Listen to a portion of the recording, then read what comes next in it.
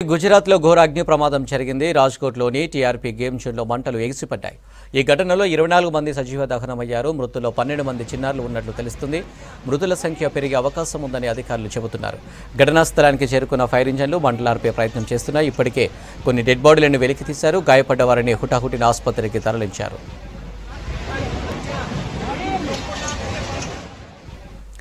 ఘటనపై తీవ్ర దిగ్భ్రాంతి వ్యక్తం చేశారు ప్రధాని నరేంద్ర మోదీ. సహాయక చర్యలు ముమ్మరం చేయాలన్నారు.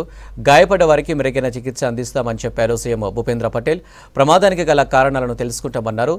మానవ తప్పిదం ఉంటే కఠిన చర్యలు తీసుకుంటామన్నారు ముఖ్యమంత్రి.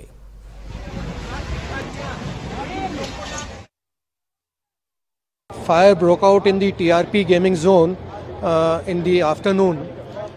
The rescue operations are on. The fire is under control. We are trying to retrieve as many bodies as possible. As of now, around 20 bodies have been recovered and they have been sent to the hospital for further investigation. The gaming zone is owned by a person called Yuvraj Singh Solanki. We will be registering an offence for negligence and the deaths which have occurred.